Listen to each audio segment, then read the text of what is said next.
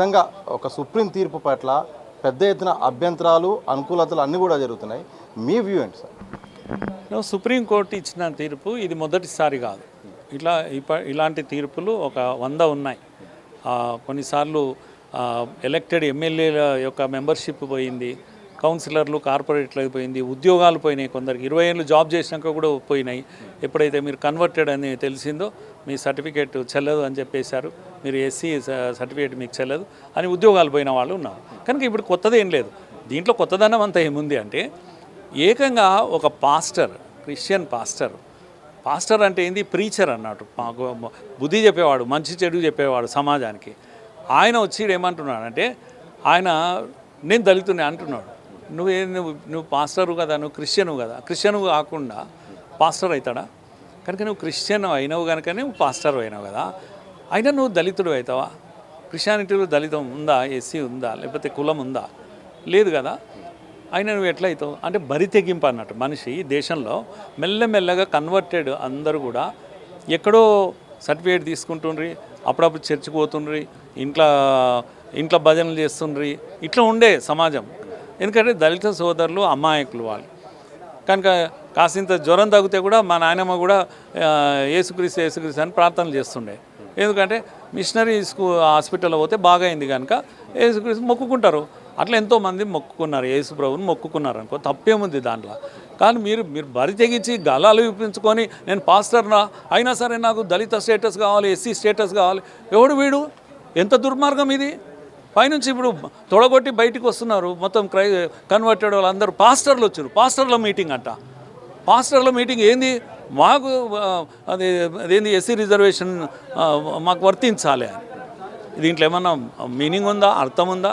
మరి మీరు మీరు హిందువులని మేము ఎందుకు చెప్పాలి? మేము కూడా క్రైస్తవులు అయితే అయిపోయాయి కదా. ఇప్పుడు ప్లాన్ అంతా అదే. ఇదే సందర్భంలో మతం మారితే కులం హోదా పోదు, అలాగే కుల వివక్ష పోదు, కులం అనేది పుట్టుకతోనే వస్తుందనే ఒక చర్చకి. కరెక్టే కదా.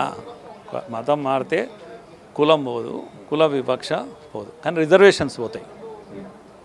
అర్థమైంది కదా. రిజర్వేషన్స్ పోతాయి, కులం పోదు, మతం పెట్టుకో. ఎవరు కొందరు అంటున్నారు రాజ్యాంగం ఇచ్చింది నాకు ఏ దేవుడినైనా ప్రార్థిస్తా అంటే, అరే తప్పకుండా ప్రార్థించు. కనుక నీకు ఏం కావాలి? వివక్ష ఉన్నందుకు ఇక్కడికి వచ్చినావా, లేకపోతే యేసుప్రభుని నమ్ముకొని ఈడికి వచ్చినావా? వివక్ష ఉంది, ఈడ కూడా వివక్ష ఉంది అంటే మరి ఆడికే రా. ఆడ నీకు రిజర్వేషన్ కూడా ఉంది కదా. వివక్ష రెండు ఒకటే కదా, ఈ రాయి అయితేంది ఆ రాయి అయితేంది. ఆడ రిజర్వేషన్ ఉంది కదా. అప్పుడు ఏమన్నాడు? వివక్ష ఈడ ఉంది అని అంటున్నాడు. ఈడ ఉంది కనుక నాకు రిజర్వేషన్ కొనసాగాలి. నువ్వు వీడికి వచ్చినావు, వివక్ష లేదనే వచ్చినావు, వచ్చి మళ్ళీ వివక్ష ఉంది కనుక అది తీసుకొచ్చి ఈడ పెట్టాలి అని అంటారు. మా ఇంట్లో వస్తువు తీసుకొచ్చి మీ ఇంట్లో పెట్టాలని. కనుక ఇది ఆర్గ్యుమెంట్ కాదు. కనుక వివక్ష కోసం వస్తే బెస్ట్ థింగ్ ఏంటంటే వెనక్కి రిటర్న్ వచ్చేసి యేసు ప్రభువు కోసం వచ్చినావు, ప్రభువు ద్వారా మోక్షానికి వెళ్ళాలనుకున్నావు, ఇక వదిలేసే. నీ కులం గిలంతో ఎందుకు పనిలేక యేసు ప్రభువుని నమ్ముకొని తప్పకుండా పరలోకంలో ప్రభువును చూస్తే అయిపోయింది కదా. మళ్ళీ ఈ రిజర్వేషన్లు, ఈ క్రిస్టియానిటీ లేకపోతే హిందూ ఇవన్నీ ఎందుకు? గొడవనే లేదు కదా. ఎవరిని కన్ఫ్యూజ్ చేయాలనుకుంటున్నారు? ఇంతకాలం ఈ 70 ఏళ్ళు మీరు ఏం చేశారు? 70 ఏళ్ళ నుంచి ఉన్నారు కదా, క్రైస్తవులుగానే ఉన్నారు మా సోదరులు. ఎవరైనా ఏమన్నా అన్నామా? ఏకంగా తొడగొట్టి పాస్టర్లే వచ్చి మేము ఎస్సీ స్టేటస్ కావాలని అన్నప్పుడు ఇప్పుడు వస్తుంది అసలు విషయం. ఎందుకు బయటకు వచ్చిండ్రు వీళ్ళంతా అని. ఎందుకు వచ్చిండ్రు అని అంటే మిషనరీలు ప్రపంచవ్యాప్తంగా ఉన్న మిషనరీలు ఆపరేషన్ మొదలుపెట్టాయి. మోడీ ప్రభుత్వం వచ్చాక వీళ్ళకు ఫండింగ్ ఆగిపోయింది కనుక ఈ రూల్స్, ఎఫ్ఆర్సిఎస్ రూల్స్ అవన్నీ కూడా పాటించని వాటికి అన్నిటికి కూడా ఆగిపోయింది. నిజాయితీగా ఏ పని కొరకు ఫండ్స్ వస్తాయో వాటికి మాత్రమే లెక్కలు ఇవ్వాల్సి వస్తుంది. కనుక ఇంతకుముందు కన్వర్షన్స్కి డబ్బులు వస్తుండే. పోయి గొర్రెను పట్టుకొచ్చి దాని మెడ దండేస్తే అయిపోయా, గొర్రెకి ఇన్ని పైసలు. కనుక ఎన్ని గొర్రెలు మమ్మల్ని పట్టుకొచ్చి మమ్మల్ని వాడుకున్నారు కదా, మీరు డబ్బులు తిన్నారు కదా. వీళ్ళంతా ఎవరు? అగ్రవర్ణ హిందువులే. మరి చర్చి ఫాదర్లు వీళ్ళందరూ ఎవరు? డబ్బున్న వాళ్ళు, కోటీశ్వర్లు, ఫారిన్ ఫండ్స్ తెచ్చుకున్నారు. మా దళిత వాడి మేకపిల్లలాగా వాడుకున్నారు మీరు. పైనుంచి జేబులో ఉన్న 10% భాగం కూడా పీక్కొని తిన్నారు మీరు.